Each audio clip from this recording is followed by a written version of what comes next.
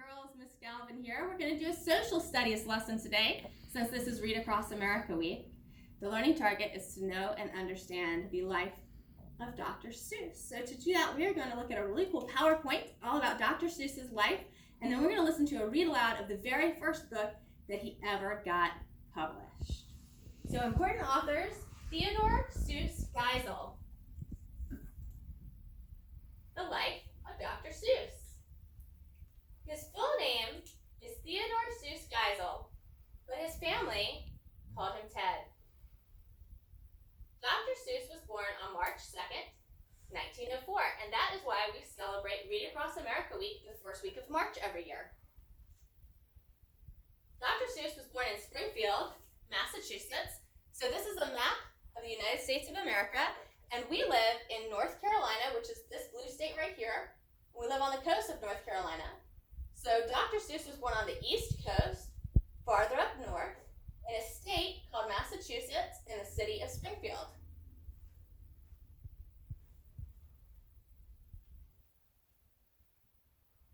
Dr. Seuss was never really a doctor. In 1927, Dr. Seuss married Helen Palmer. Dr. Seuss loved to draw. Dr. Seuss also loved to rhyme. And so remember, boys and girls, a rhyme is when two words sound the same at the end, like the words cat and hat. Dr. Seuss decided to be an author. We go over this in school. You know, an author is the person who writes the words in the stories. Dr. Seuss also decided to be an illustrator. And so remember, an illustrator is the person who draws the pictures in the stories. His first book was And to Think That I Saw It on Mulberry Street. His best books were The Cat in the Hat and Green Eggs and Ham. Some of his other books are How the Grinch Stole Christmas and Horton Hears a Who. Dr. Seuss has published more than 60 books. Many of his characters have been given life in movies. Dr. Seuss received many awards for his work. The last book written by Dr. Seuss was Oh, the Places You'll Go. Dr. Seuss died from cancer in 1991. So now we are going to listen to a read aloud of And to Think That I Saw It on Mulberry Street, the very first book that Dr. Seuss ever got published. And to Think That I Saw It on Mulberry Street by Dr. Seuss. Narrated by Jackie Stiles. For Helen McSee, mother of the one and original Marco. And to Think That I Saw It on Mulberry Street by Dr. Seuss, a Vanguard Press book, Random House, New York. When I leave home to walk to school, Dad always says to me, Marco, keep your eyelids up and see what you can see.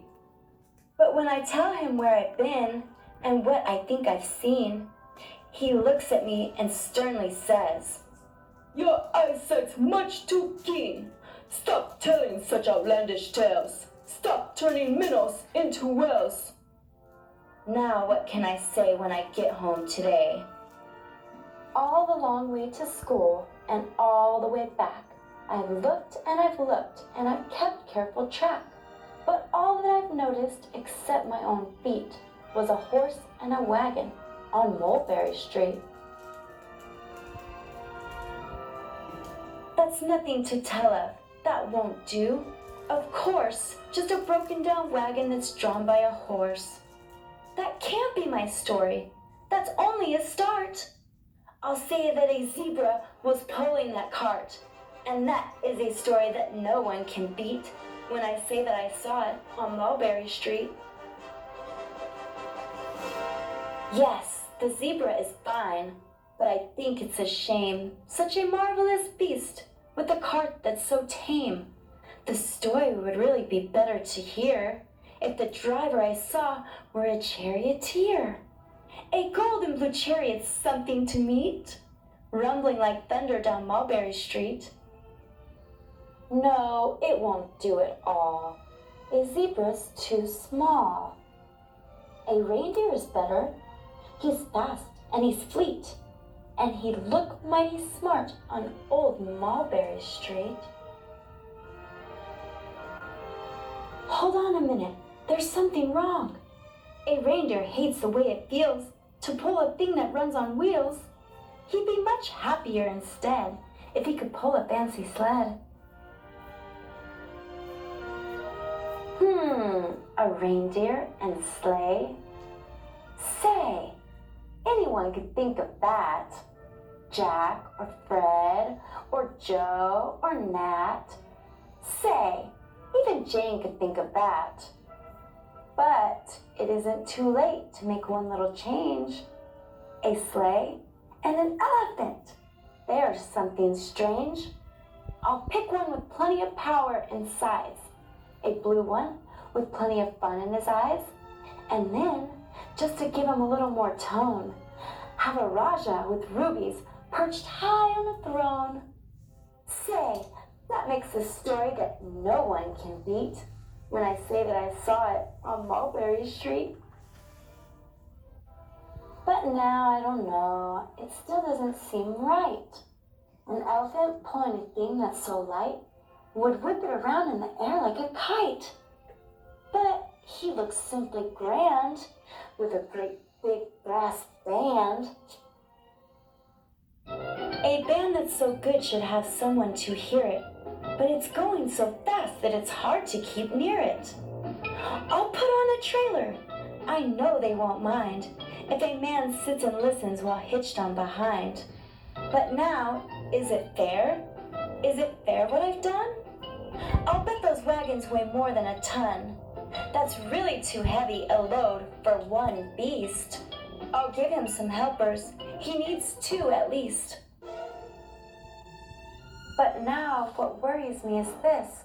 Mulberry Street runs into bliss. Unless there's something I can fix up, there'll be an awful traffic mix-up. It takes police to do the trick, to guide them through where traffic's thick. It takes police to do the trick. They'll never crash now. They'll race at top speed with Sergeant Mulvaney himself in the lead.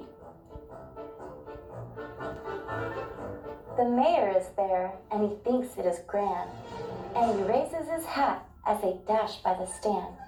The mayor is there and the aldermen too, all waving big banners of red, white, and blue. And that is a story that no one can beat when I say that I saw it on Mulberry Street. With the roar of its motor, an airplane appears and dumps out confetti while everyone cheers. And that makes a story that's really not bad, but it still could be better. Suppose that I add, a Chinese man who eats with sticks, a big magician doing tricks, a 10-foot beard that needs a comb. No time for more, I'm almost home. I swung round the corner and dashed through the gate. I ran up the steps and I felt simply great. For I had a story that no one could beat. And to think that I saw it on Mulberry Street? But Dad said quite calmly, "Just draw up your stool and tell me the sights on the way home from school." There was so much to tell. I just couldn't begin. Dad looked at me sharply and pulled at his chin. He frowned at me sternly from there in his seat. "Was there nothing to look at? No people to greet? Did nothing excite you or make your heart beat?" Nothing, I said, growing red as a beet. But a plain horse and wagon on Mulberry Street.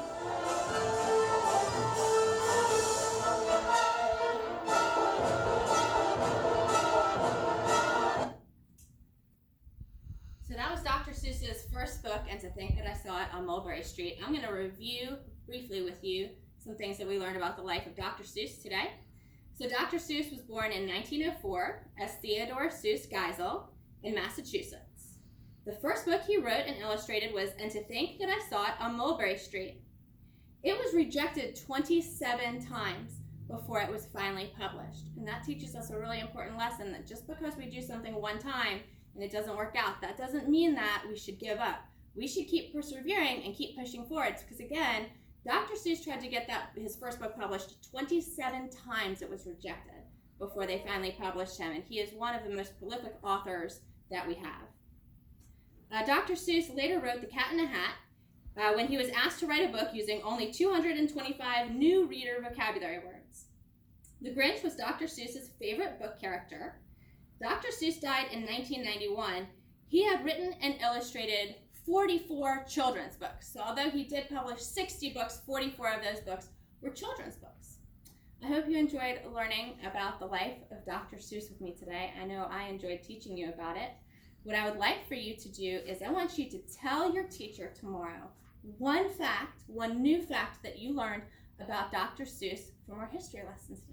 I look forward to seeing you tomorrow, boys and girls. Have a great day. Bye.